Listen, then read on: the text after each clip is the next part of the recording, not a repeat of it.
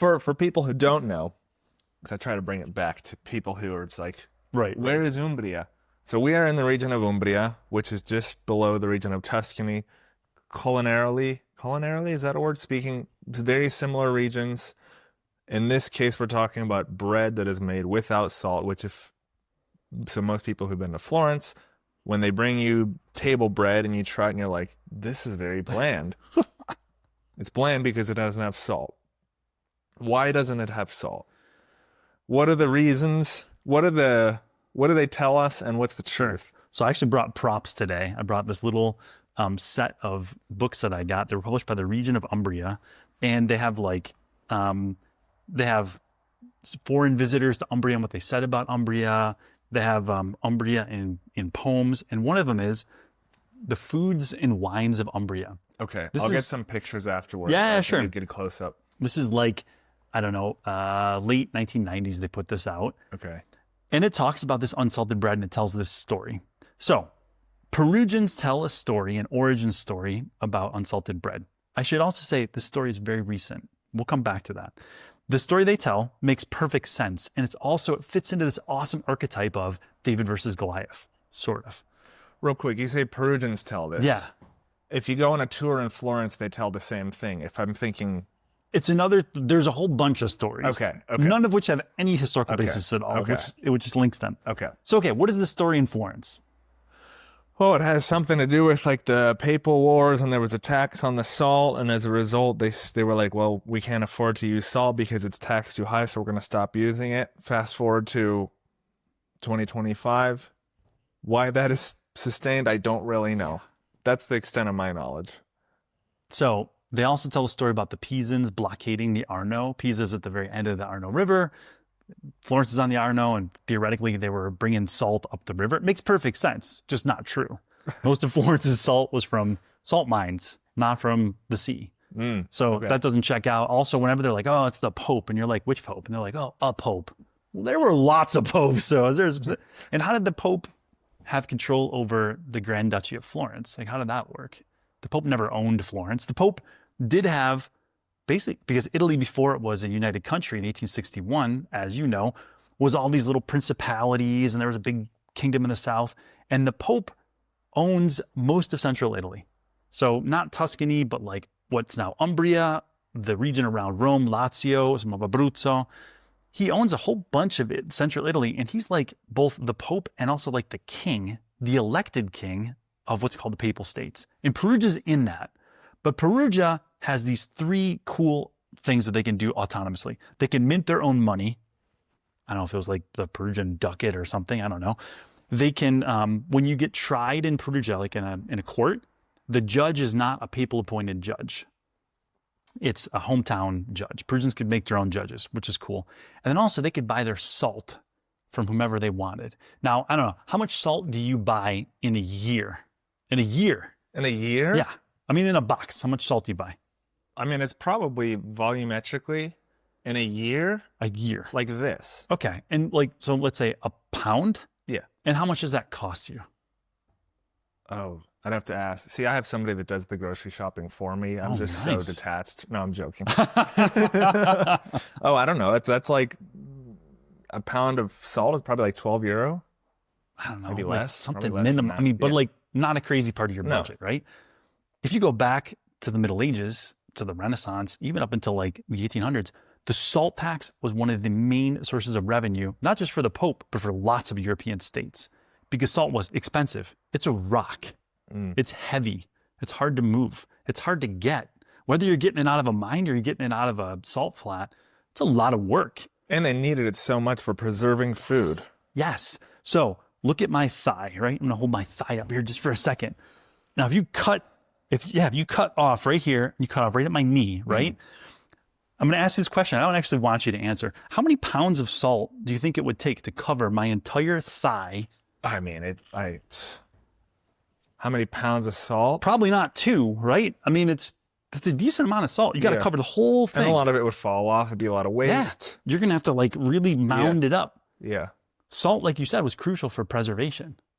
And they needed a lot of it, and it was freaking expensive. So the Pope had the monopoly. If you lived in like Terni or some other city in Umbria or in this papal states, you had to buy the salt from the Pope. Well, you know, when there's a monopoly, the price is really high. The Perugians had this ancient right from previous popes that they could buy it from the Sienese, people in Siena. The salt was better quality and was about half price. So they had this great advantage.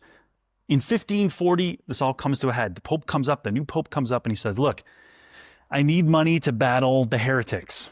The heretics were, in 1540, the Turks in the east, the Protestants in the north, and anybody who didn't eat pasta every day for lunch. Just kidding about that last group. They were not. Well, man, no. I'm fine then. Good. You're not a heretic? I'm not a heretic. He says, I need money, and so the salt from now on, you got to buy from me. So this actually happens. This leads to what's called the Salt War. And the Perugians tell two stories about this. One is true. They waited till the Pope left, and then they sent him a letter and basically said, we're out of the papal states. We're going to be our own independent thing. We're definitely not paying that much for salt. It's going to kill our economy. We're out. So screw you. And they carry this crucifix from an old church near where the Brufani Hotel is now, up the main street in Perugia, and they put it on the side of the cathedral. And if you look on the side of the cathedral, there's a crucifix under glass, and it's called Gesù del Sale, the salt Jesus. And they also tell this story, the Perugians say, that's when we stopped putting salt in our bread. It was like a protest. It was like the Boston Tea Party, right? Americans are like, well, screw this. We're not drinking this British tea anymore. And they say to the Pope, cool, we're not going to put in more salt. We're not going to be part of the papal states. The Pope sends an army up the Tiber Valley. In like the time it takes you to eat a plate of ravioli, the Perugians are totally defeated. It was like a 20-minute long battle. They get crushed. And the Pope comes in and takes over, and he knocks down a big section of the city, builds this big fortress that you know, the Rocca Paolina. Mm. And the Perugians continue to eat this crappy unsalted bread. Why? I never understood it, Anthony, but it sounded like a cool story, right? Mm-hmm. Like the Pope, he defeats them, but they ultimately have the last laugh because they don't eat the salt. Yeah, don't give them the money. It's like, gonna laugh our way to our unsalted bread. It's like a masochist's punishment for me, but... And so they tell me this story, and it really made sense in the year it makes perfect 2001. Sense. Except then I went to Florence one day. It's like a 2-hour train ride, and it was a completely different political. I mean, it was the Grand Duchy of Florence. It didn't have anything to do with the Pope. And they have this crappy unsalted bread too. Mm. And then I thought, that's weird.